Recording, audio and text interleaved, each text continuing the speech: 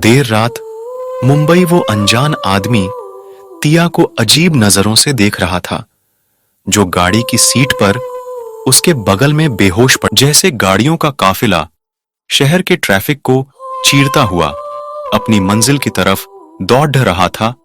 ये आदमी एक गहरी सोच में डूबा हुआ था। उस आदमी का एक अलग ही रुतबा था। वो शहर का सबसे अमीर इंसान था। उसका मेन बिजनेस वेपन्स बनाना और उन्हें बेचने का था। वो इंडियन गवर्नमेंट को अपने वेपन्स देता था और विदेशों में भी उन्हें भारी कीमतों पर बेचता था। उसकी कंपनी के बनाए हुए वेपन्स की पूरी दुनिया में भारी मांग थी। विदेशी सरकारें उसकी कंपनी के बनाए हथियारों को खरीदने के लिए कितना भी पैसा बहाने को तैयार थीं।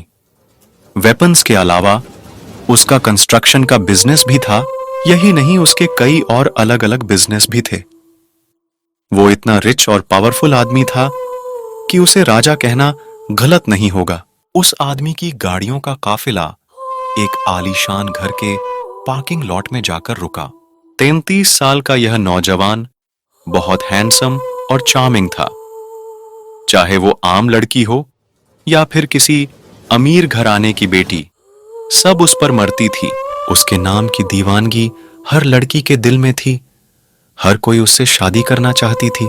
पर इस आदमी के बारे में ये अफवाह थी कि उसे लड़कियां पसंद ही नहीं हैं। वो गे है। पर ऐसा कुछ नहीं था। वो आदमी ही था, बस वो लड़कियों से दूर रहता था। बिजनेस की दुनिया में इस वेपन्स किंग को एक नाम मिला था, मौत का देवता। वो सच में मौत का देवता ही था। अगर उसका दिमाग फिर जाता था तो वो सब कुछ रौंद डालता था। उसके पास लेटेस्ट टेक्नोलॉजी के खतरनाक वेपन्स और डिवाइसेस थे। मतलब वो एक हैकर भी था और इंडिया का वेपन्स किंग भी। वो था आर्यन खानदान का बड़ा बेटा, इहित आर्यन का बड़ा पोता अश्वत्थ इहित आर्यन। आर्यन खानदान शहर का सबसे इज्जतदार खानदान था। अश्वत्थ का एक छोटा भाई भी था जिसका नाम था आदित्य इहित आर्यन। आदित्य अश्वत्थ से 8 साल छोटा था।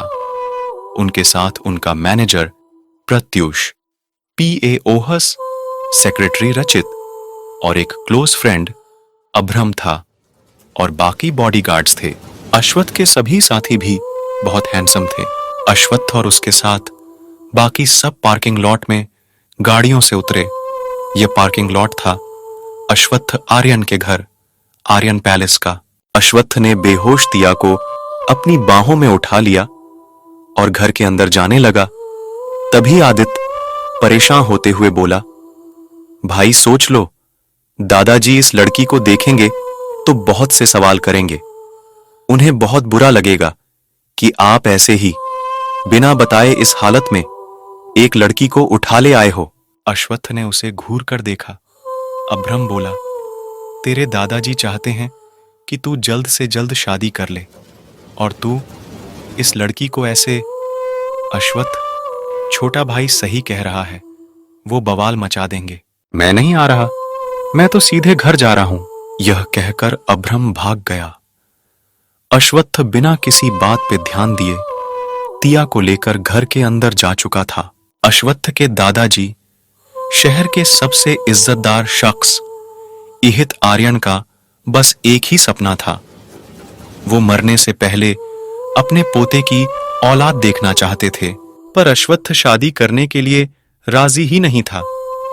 और आज जब उनके सामने अश्वत्थ एक अनजान लड़की को लेकर घुसने वाला था तो घर पे बवाल तो होना ही था। दादाजी को अपने पोतों की बहुत चिंता होती थी, इसीलिए वो हमेशा उनके घर आने का इंतजार करते थे। और आज भी वो लिविंग रूम में ही उनका वेट कर रहे थे। जब दादाजी ने अपने पोते को एक लड़की को बाहों में उठाए अंदर आते देखा तो वो बहुत हैरान हुए। उन्होंने कभी अपने पोते को किसी लड़की के साथ नहीं देखा था। अश्वत्थ हमेशा लड़कियों से दूर रहता था। अश्वत्थ के पीछे बाकी लोग भी डरते डरते अंदर आए। आदित्य प्रत्युष के पीछे छिप रहा था। जैसे उसने कोई गुनाह कर दिया हो। दरअसल बात यह थी कि आदित्य ने थोड़ी सी पी रखी थी, और अगर यह बात उसके दादाजी को पता चल जाती तो वो बहुत नाराज होते। दादाजी ने अपने पोतों को देखा और पूछा, ये लड़की कौन है? इसे यहां क्यों लाए हो? और यह बेहोश क्यों है? आदित्य बोला, दादाजी, मैं भाई को समझा ही रहा था कि इस लड़की को लाना ठीक नहीं है, लेकिन भाई नहीं माने और ले आए इसको। भाई, मैंने कहा था ना, दादाजी बहुत नाराज होंगे। अब भुगतो। अश्वत्थ ने नजरें उठा के अपने दादाजी की आंखों में देखा, और वो जवाब देने ही वाला था कि दादाजी ने आदित्य की बातों का दूसरा ही मतलब निकाल लिया, और वो थोड़े शरारती ढंग से अश्वत्थ से बोले, अच्छा, तो चार्वी से शादी ना करने की वजह ये लड़की है? क्या ये तुम्हारी गर्लफ्रेंड है? ये सुनकर सभी शॉक्ड रह गए। अश्वत्थ शांति से बोला, हां। अश्वत्थ की हां सुनते ही आदित्य का दिमाग चक्कर खा गया। उसे समझ नहीं आ रहा था कि उसका भाई करना क्या चाहता है, और उसे भी यही लगता था कि उसका भाई गे है।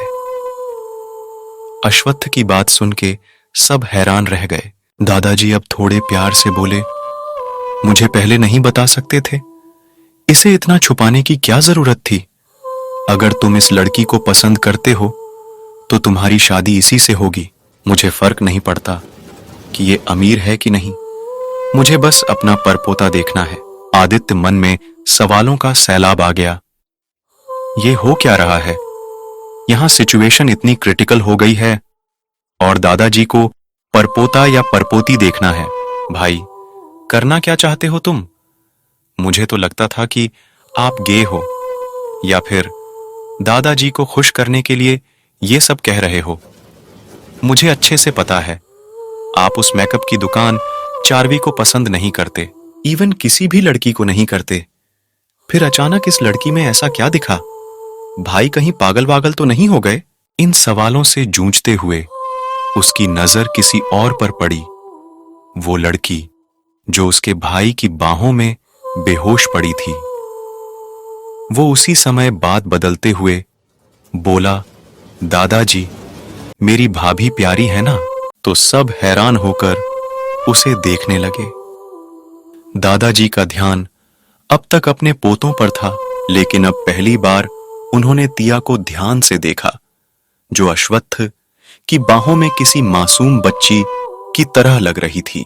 दादाजी ने तिया के चेहरे को देखा और बोले, बहुत प्यारी है, पर लगता है अश्वत्थ से बहुत छोटी है। अश्वत्थ के जवाब देने से पहले ही आदित्य बोला, अरे क्या फर्क पड़ता है, आजकल एज गैप कॉमन है।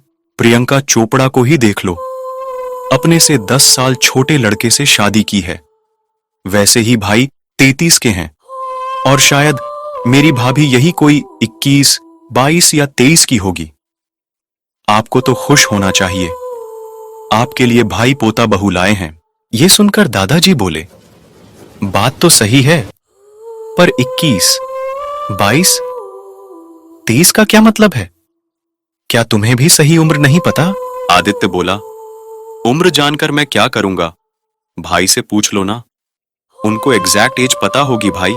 ये सुनकर सब अश्वत्थ को देखने लगे। अश्वत्थ तिया को बाहों में लिए बिल्कुल शांत खड़ा था।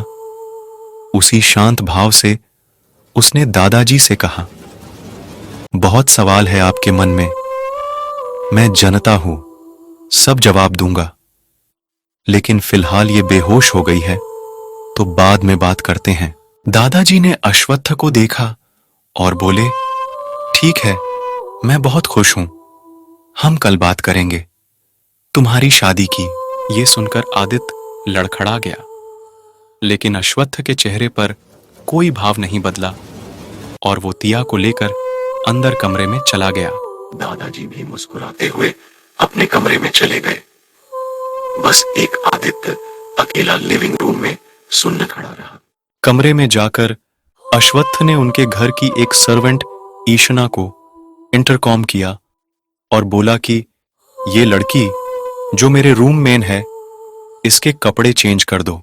यह कहकर अश्वत्थ अपने रूम से अटैच्ड स्टडी रूम में चला गया। कुछ देर बाद ईशना अश्वत्थ की स्टडी में आई। वो थोड़ी परेशान थी।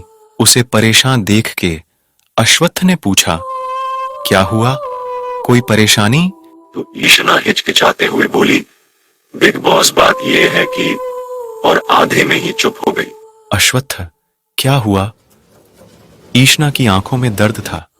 वो बोली, बिग बॉस, लगता है उस लड़की पर बहुत जुल्म बरसाया गया है। उसके पूरे शरीर पर ताजा जख्म है।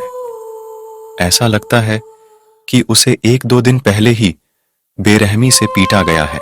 अश्वत्थ को गुस्सा आने लगा और वो सीधा बेडरूम में आया और उसने देखा कि तिया पेट के बल उलटी लेटी हुई है और उसका शरीर ब्लैंकेट से ढांका हुआ है।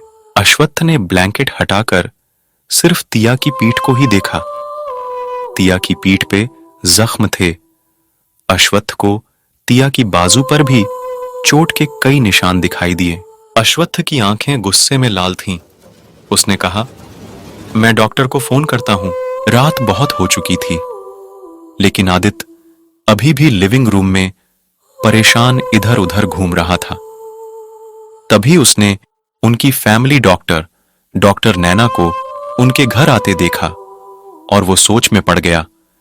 डॉक्टर नैना आधी रात को आर्यन पैलेस में क्या कर रही हैं? इन्हें किसने बुलाया? उसने डॉक्टर का रास्ता रोक लिया और बोला, अरे डॉक्टर नैना, आप इतनी रात को यहां? डॉक्टर नैना बोली, आपके भाई ने इमरजेंसी में बुलाया है। यह सुन के आदित्य फिर से कंफ्यूज हो गया। आदित्य को उसके हैरान हाल में छोड़ के वो सीधे अश्वत्थ के रूम में चली गई। अश्वत्थ के रूम में घुसते ही वो हैरान हो गई। अश्वत्थ के बेडरूम में लड़की। अपनी हैरानगी को जाहिर करते हुए वो बोली, क्या बात है? सबको लगता है कि आप गे हो। मुझे भी यही लगता था, पर आप तो।